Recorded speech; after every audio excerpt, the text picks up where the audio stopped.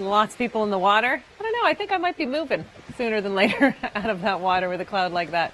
Pretty fabulous looking, though. We do have the risk of water spouts on the lower Great Lakes. This is for your Tuesday. So much of Lake Erie, these areas in blue, parts of southern Huron, as well as Lake St. Clair. Water spouts, like a tornado over water. This is really a heads up for boaters more than anything. Occasionally, they will make their way on shore, but it's more of a rarity. In the meantime, we've got the risk of thunderstorms through the overnight. We've got a cold front moving through, warm front then cold front. There's the cold front cutting through Tuesday morning. That'll be at its worst for the GTA, so for the morning commute, not great. But for the afternoon, anywhere from Muskoka, the Kawarthas, over into the Ottawa Valley, the risk of thunderstorms. And they may be severe in nature. Look at this area right here, right through Muskoka. This is late Tuesday into Wednesday, has the highest risk for thunderstorms. Temperatures will remain on the cool side as well for the next few days. You're going to see warmer weather in the coming days, and not just warmer weather, but some high humidity as well. Humidity in the 30s beginning around Wednesday. You're also on the storm track. So basically the jet stream is rolling right across the Maritimes in Newfoundland, and that means that anything that comes your way, well, you can't get out of it. So we have the risk of non-severe thunderstorms through the overnight hours. This is through Tuesday, so some showers in the forecast for you down towards Digby, Yarmouth, 10-15 millimeters of rain, and southern areas of New Brunswick as well in that 10 to 15 millimeters. Otherwise, everybody's getting less than 10. So here comes the next system. Plus, you're getting into the warm sector behind this warm front. So we have some convection, meaning the pop-up thunderstorms. That's likely going to happen for you in Nova Scotia. To the north, that's mainly rain showers moving into western areas of Newfoundland. So through the day on Tuesday, again, non-severe thunderstorms expected. New Brunswick, Nova Scotia, PEI. Not everybody will see them, but the risk is there at least. Coming up, we're going to talk about your long-range forecast.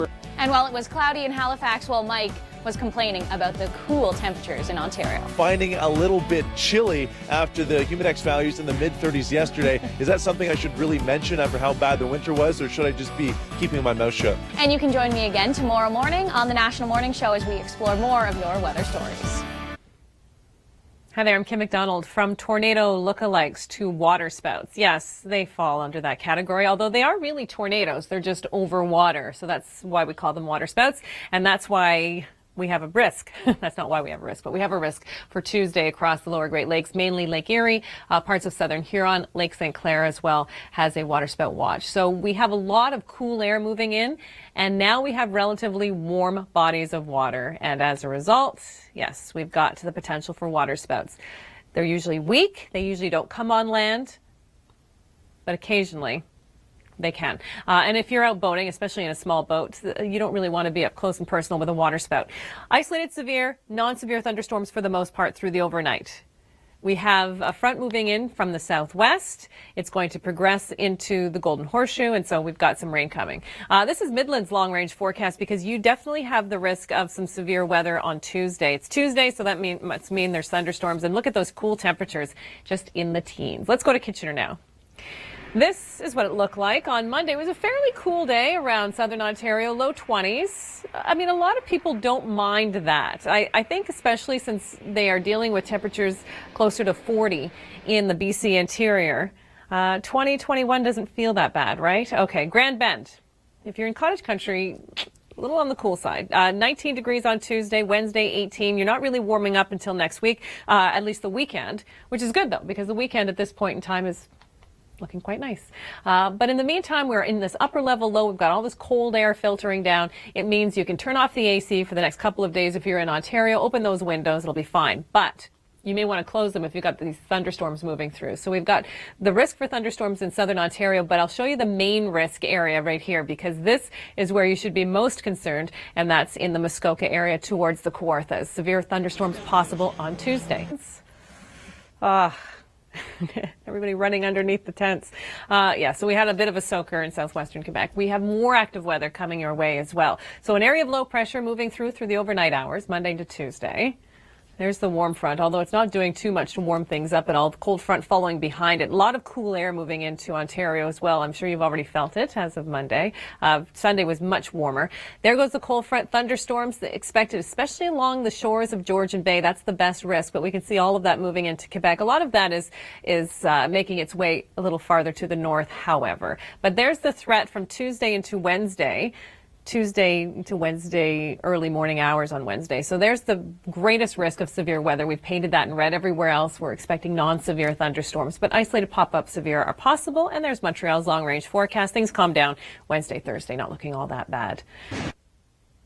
It's extremely hot and dry in the west. In the east, you're right on the storm track, so you're getting some showers and thunderstorms over the next few days in Atlantic Canada.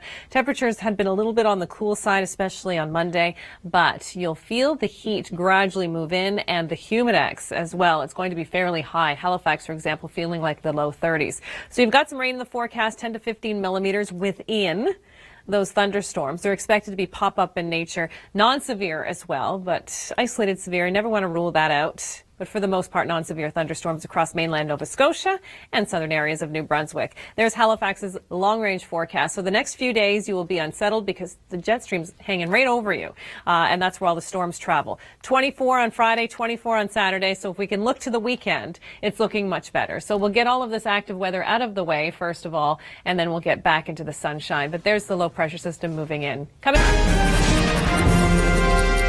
Oscar Wilde once said, "Conversation about the weather is the last refuge of the unimaginative." Well, we know that isn't true. And around the world in 80 seconds, we'll show you why. Sadly, these flashes are not from a camera, but rather stormy conditions in New Jersey. A large storm delivered powerful gusts to the area, knocking down power lines and leaving 39,000 customers without power.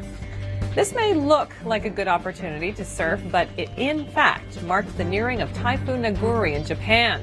The powerful storm delivered heavy rain, over 400 millimeters for some cities in just 24 hours. Flooding was widespread while tens of thousands were left in the dark. Typhoon Naguri was also responsible for several landslides like this.